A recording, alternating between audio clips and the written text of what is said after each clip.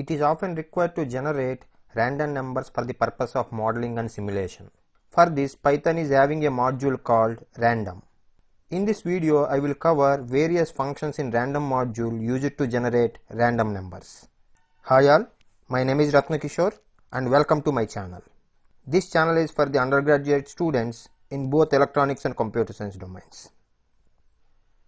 In order to generate pseudo-random numbers by using various functions in the random module, first we need to import random module. The first function I am going to consider is random, which generates a random float uniformly in the semi-open range 0 and 1. Carefully note here, 0 is included in the range and 1 is not included in the range. Now I am going to generate a random number in a range 0 and 1 by using the random function. Then we got 0.8217 something. If I run this cell again, we will get another random number, that is 0.293 this time. Next, let me generate 5 randomly generated floating point numbers using the list comprehension. For that I am using random function for I in a range 5. If I run this cell, then we got a list of 5 floating point numbers randomly in a range 0 and 1. If we run the cell again, we will get 5 new random numbers in that list. Second function in the today's video is randRange, which will take 3 arguments and returns a random integer in the range specified by these 3 arguments. Here the step is optional one. Note that here the stop value is not included in the range. Now we need to get a random number in a range 1 and 10. For that I am using randRange function with 2 arguments only. The start value is 1 and then I am specifying the stop value as 11. Then automatically the range will be considered from 1 to 10 only. Here the third argument step is not specified because by default it is 1. No need to specify here. Then if I display the value present in that n1, I got 4. If I run the cell again, I got another number in the range 1 and 10. So next I am going to get a random number in a range of odd numbers between 1 and 10. For that I am using a third argument here 2. Then this randRange function will consider all the odd numbers from 1 to 10 to generate a random number. If I run this cell, I got 9 as a value now. If I run the cell again, now I got 3 as a random number in the range of odd numbers between 1 and 10. Now I need to generate a list of 10 random integers in a range 1 and 100. To generate that list, I am using a list comprehension where I am using randRange function with start value 1 and stop value 101. Then I am using for loop in a range 10. Then if I run this cell, I will get a total 10 integers in the list. All those will have the range from 1 to 100. The next function in the list is uniform, which is taking 2 arguments a and b. This uniform function returns a random floating point number in a range between a and b. Here the end value b may or may not be included in the range depending on the rounding it performs. Now we need to generate a random float number in a range 1 and 5. For that I am using uniform function with 2 arguments 1 and 5. If I run this cell, we got 1.564 something as float number in a range 1 and 5. Next function in our list is randInt, which will take 2 arguments and returns a random integer in range a and b, where both a and b are inclusive in the range. To get a random integer in a range 10 and 20, we are using randInt function with 2 arguments 10 and 20 here. If I run this cell, we will get 20 as a random integer. See here, 20 is inclusive in the range, that's why we can get 20 as a random number with randInt function. If I run this cell again, we got 16 now. Here we can achieve the same random integer in a range between 10 and 20 with the help of randRange function also. Here I am using a randRange function with the first argument, that is the start value is 10 and the stop value is 21. So note that the randRange function stop value is exclusive in the range. So that's why we need to specify 21 here to get a random integer in the range 10 and 20. If I run this cell, we got 17 as a random integer here.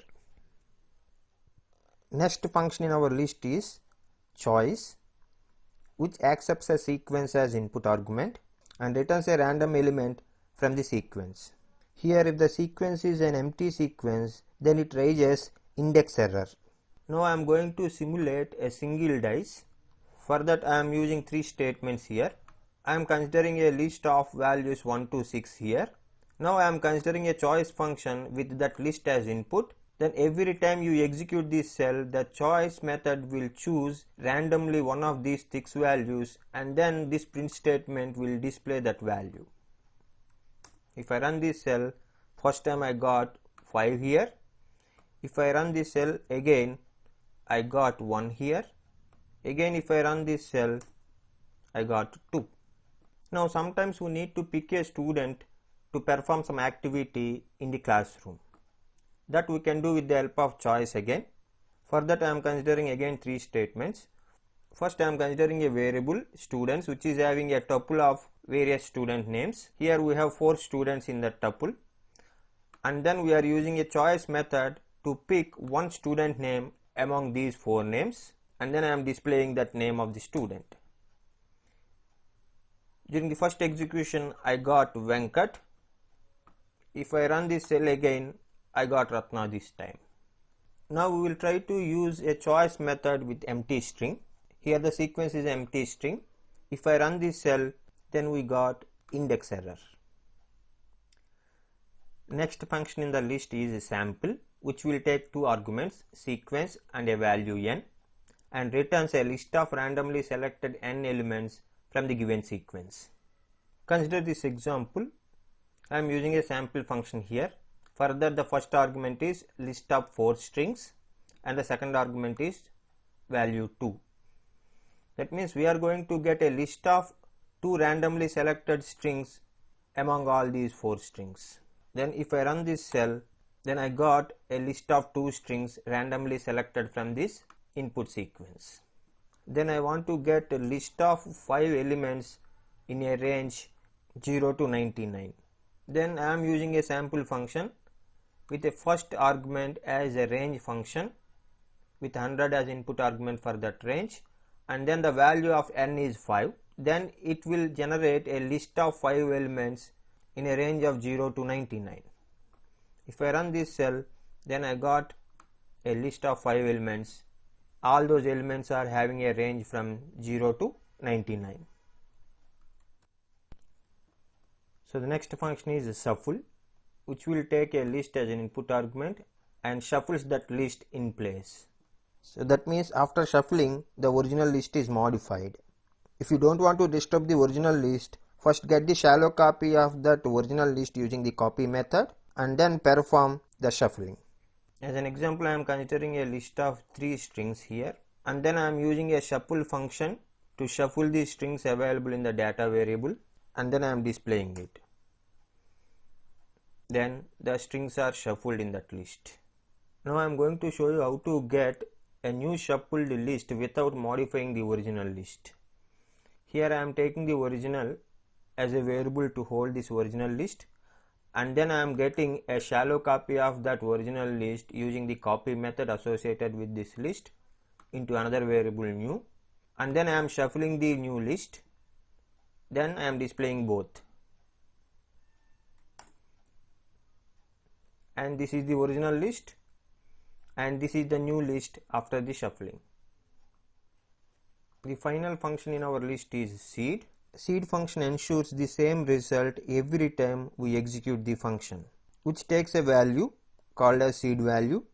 So any random generator algorithm will consider the seed value as input and produces a random number. If you don't mention any value for the seed function, then automatically the system time will be used as a seed value for random number generation. See, here I am using a seed function with a value 50, and then I am generating a random floating point number. After that I am using a seed function with a seed value 150 to generate another random floating point number. If I run this cell, I got 0.965 as the first value and 0.823 as the second value. Since the seed values are fixed, even if I run this cell again, we will get the same result. So whenever the seed value is fixed, you will get the same result even you execute the same function in any number of times. I am going to end this video by considering these two examples. In this first example, I am going to generate a list of 4 random numbers with replacement in a range 1 and 10. For that, I am considering 3 statements here. First, I am getting a variable raw with a range of numbers from 1 to 10, and then I am using a sample function with the first argument as raw and the second argument is 4. Then this sample function picks 4 random elements from this range of 1 to 10 numbers.